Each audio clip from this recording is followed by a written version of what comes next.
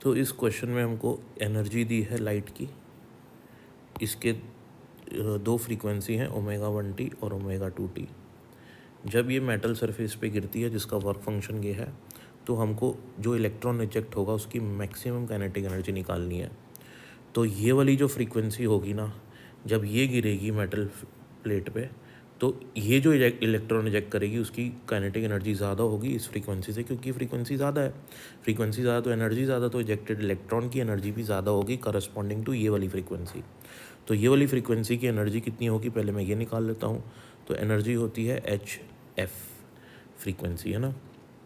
तो हमको पता है कि हमारे पास जो फॉर्मूला होता है वो होता है 2πf, omega equals to 2πf। तो यहाँ से f हो जाएगा ω/2π। तो ये वैल्यू अगर मैं यहाँ पे पुट कर दूँ तो ये आ जाएगा ω2/2π। तो h की वैल्यू अब मुझे निकालनी है। h की वैल्यू हमको यहाँ पे दी हुई है तो ज़रूरत नहीं है, तो हम यहाँ पुट कर देंगे 6.6 × 10⁻34। ओमेगा है 12 × 10⁻15 और अपॉन में हमारे पास है 2 × π।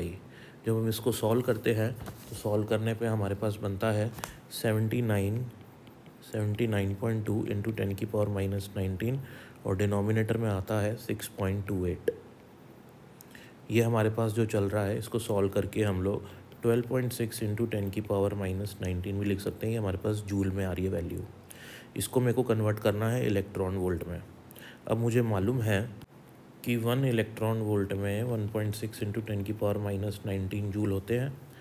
तो एक जूल में कितने इलेक्ट्रॉन वोल्ट होंगे, 1/1.6 × 10⁻19 इलेक्ट्रॉन वोल्ट होंगे एक जूल में। तो एक जूल में अगर इतने हैं तो 12.6 में कितने इलेक्ट्रॉन वोल्ट आएंगे, तो हम इसको मल्टीप्लाई कर देंगे 12.6 × 10⁻19 मल्टीप्लाई बाय 1/1.6 × 10⁻19। इसको जब हम सॉल्व करेंगे तो हमारे पास अप्रॉक्सीमेटली 7.9 इलेक्ट्रॉन वोल्ट आ जाएगा।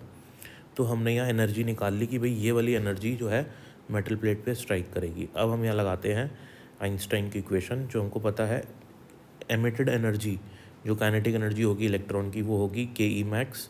ये वाली एनर्जी आप फॉल करा रहे हो और ये होगा माइनस वर्क फंक्शन। ये आइंस्टाइन की फोटो इलेक्ट्रिक इक्वेशन है। अब जो एनर्जी आप इस पर स्ट्राइक करा रहे हो वो है 7.9 इलेक्ट्रॉन वोल्ट। जो आपको एनर्जी वर्क फंक्शन दिया हुआ है मेटल का, वो दिया हुआ है 2.8 इलेक्ट्रॉन वोल्ट। दोनों को सब्ट्रैक्ट करेंगे तो आपके पास आ जाएगी 5.1 इलेक्ट्रॉन वोल्ट, जो कि काइनेटिक एनर्जी होगी, maximum kinetic energy ejected electron की। ख़त्म।